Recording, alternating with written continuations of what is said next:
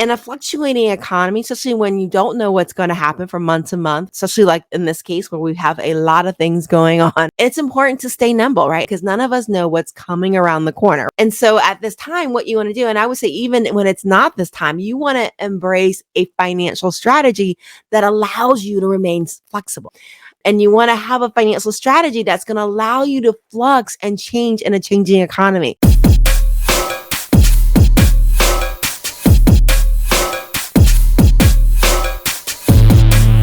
So today we have a very interesting topic, and it's interesting because of how this topic came about. And it came about from a video project that we were doing that we started a few months ago. And some of you guys that follow me, you probably may have seen some of it, but it was a video series that we did specifically called Stop the Stupid Tax. And it was so much fun doing that. It was just a hilarious time creating that video series. And what it was about the common mistakes that entrepreneurs make every single day that really cost them from really being able to realize the profits that they're working for, being able to realize the things that they really want in their business, right? Because these things that are happening that they're just not taking an awareness of. And then the bad part of this is that each of these mistakes that they're making is really absolutely avoidable. And they're common mistakes. And in fact, they're so common that as a CPA and fractional CFO, I would see these mistakes happening every single day. And I would just like shake my head like, this can't be happening again. But now I'm bringing these to the forefront. So I want you today to grab your pencils because I want you to be aware of these. So definitely grab your pencils because there's that mental connection with the hand and how we retain knowledge. So grab your pencils if you haven't grabbed your pencil today. And the reason why I want you to write these down, I want you to become aware of these is because when it happens to you, because yes, it is a when it happens to you, not an if. It will happen to all of us, okay, at some point in our business. I want you to be able to take notice of it. I want you to see that it's happening. I want you to be aware that it's happening. And I want you to stop it immediately in the tracks, right? Because I don't want any of you guys sacrificing your profits because of these common mistakes that are happening. And I want you just to be able to realize it, right? Because now that you've got it in brain, right? Now that you've written it down, now that you've heard about it, now that you're aware of this, I want you to be cognizant of it. So when it happens to you, right, you know that this is happening and you can stop it from happening. So let's get started today. We got 10 top things that entrepreneurs do every single day that sabotage their success. And these are the top 10 things that I see every single day. And the first one is really common, and that's allowing subscriptions to auto-renew without monitoring and evaluating them daily, okay? I'm going to say today, allowing subscriptions to auto-renew without monitoring and evaluating them annually. And I think particularly as your company grows, as your company gets bigger, right? Especially when you get more hands that have access to debit cards or credit cards, right? Like maybe somebody's office manager has access to buy office supplies, or your secretary buys things, or maybe eventually getting an ops manager who has that purchasing authorization. The more you increase your risk of this happening to you and your company, right? Because now you've got people making decisions for you every single day when they're swiping that credit card, swiping that debit card, right? And so it's really important to have a process in place where you are listing out every single one of those subscriptions that you're subscribing to, whether it be memberships, whether it be like magazine subscriptions, whatever, software subscriptions, right? Software as a service. You want to make sure that you are tracking those subscriptions, right? And you're not just tracking it, but you're tracking the auto renew date. And I would say particularly make 2 dates, the auto renew date as well as 60 days in advance before the auto renewal date, because sometimes they won't allow you to cancel within 30 days, right? And because you're probably auto renewing things, right? You're probably auto renewing things that you're not even using. So you want to make sure that you track these subscriptions, keep an Excel sheet, keep a Google sheet, right? Keep some type of tracking mechanism and monitor these every single month. And then any licenses that you're not using, make sure you're releasing those. I'm telling you, we had like at some point 20 Norton subscriptions. And I was like, I don't even think we have 20 computers in this company. Okay. I don't even think we have 20 computers in this company. And honestly, it was just a matter of just needing to monitor them and write down the computer names that we're using each of these licenses is what we needed to do. So definitely make sure that you monitor these, tracking these, making sure that you're not allowing unused licenses or things that you're buying that you're not really using to auto renew. Do not be a victim of this tax, right? Make sure you're tracking your auto renewal. And I'll tell you this, simply implementing this alone in my business has saved me thousands of dollars annually, because some of those subscriptions were thousands of dollars a month, right? That we were auto renewing. And so definitely this is going to to be worth your 1 hour today listening to this. So definitely start tracking those auto renewals there.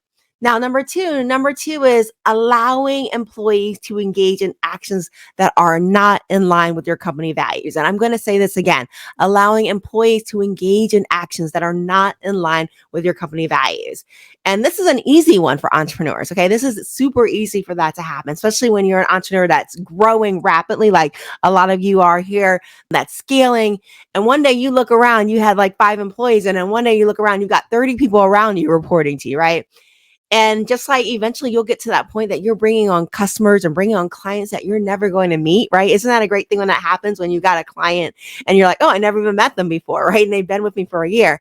You're eventually going to find yourself in that place bringing on employees that you're never going to meet personally, right? You're not going to touch every single person in your company. I think of McDonald's, the headquarters does not know the guy that's taking the fry order, right? And so my question for you is, how are you going to instill those values? How are you going to instill those values in those employees that you are never going to meet?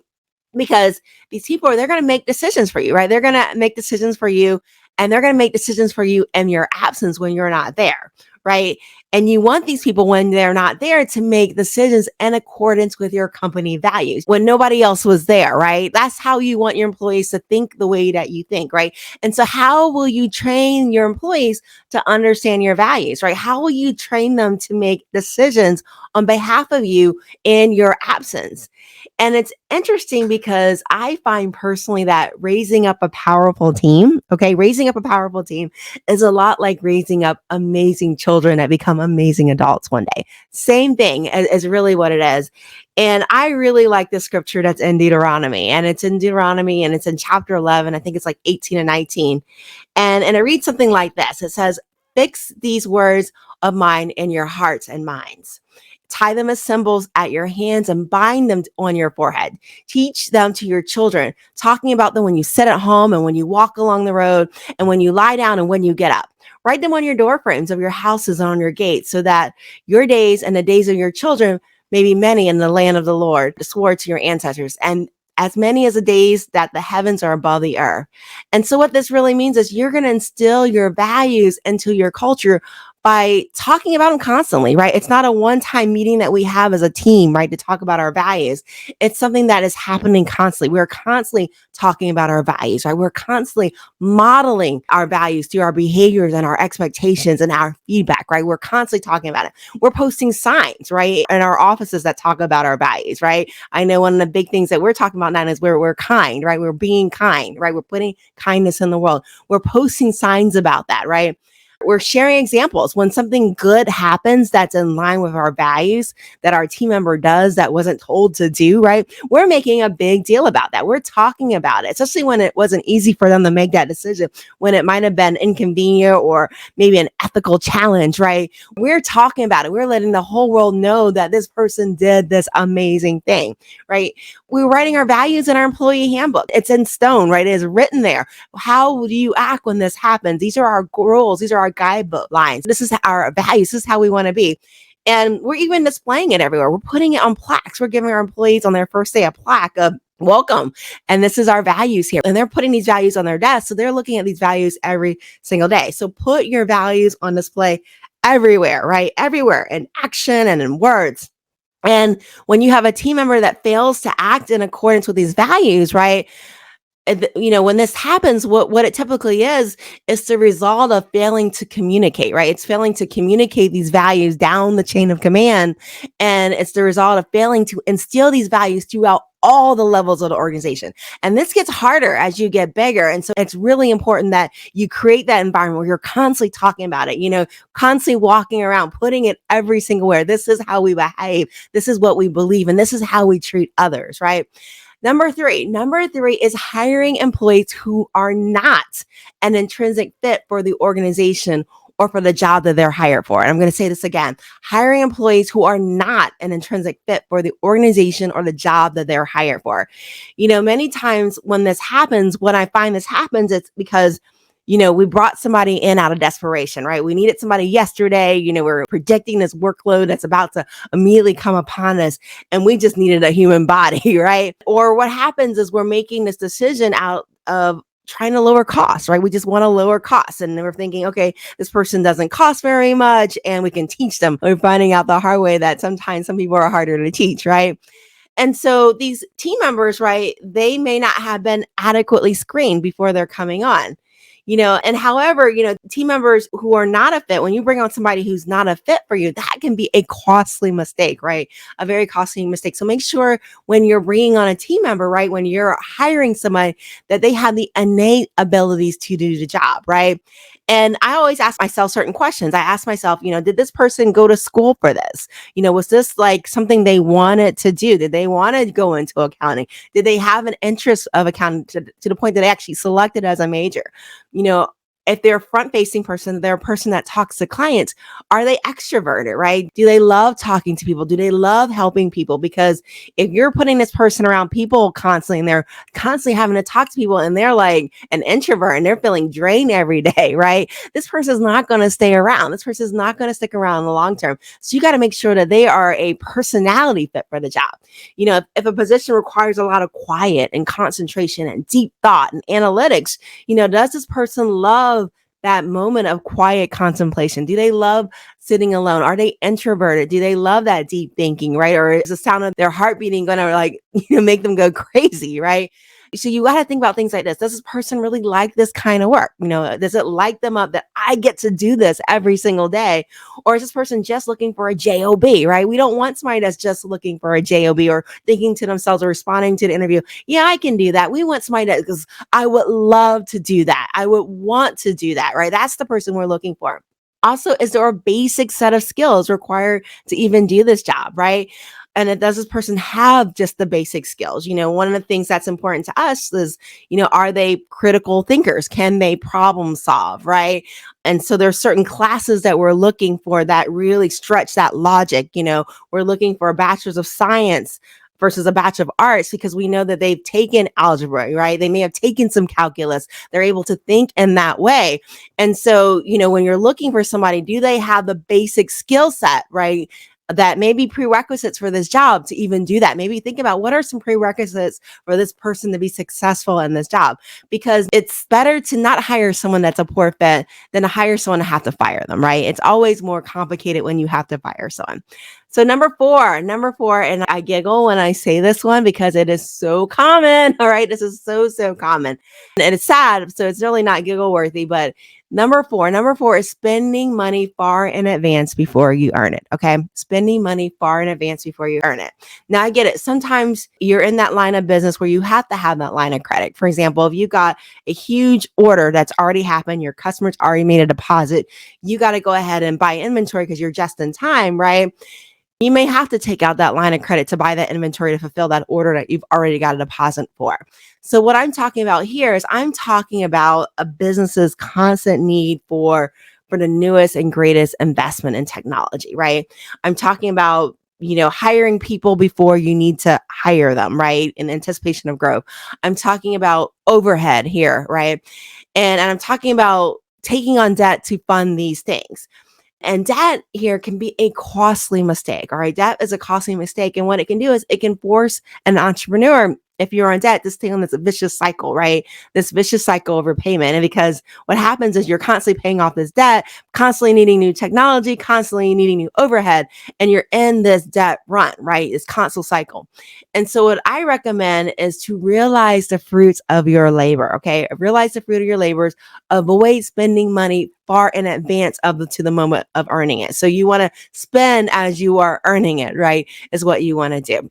Number five is probably my favorite one, but that's not telling money where to go. And as entrepreneurs, we want to create intentional results, right? We want to create intentional bottom lines. We want to create intentional officer salaries. We want to create intentional results. And you do this by telling your money where to go. And you do this through the use of not only bank accounts, but also with a budget. Okay.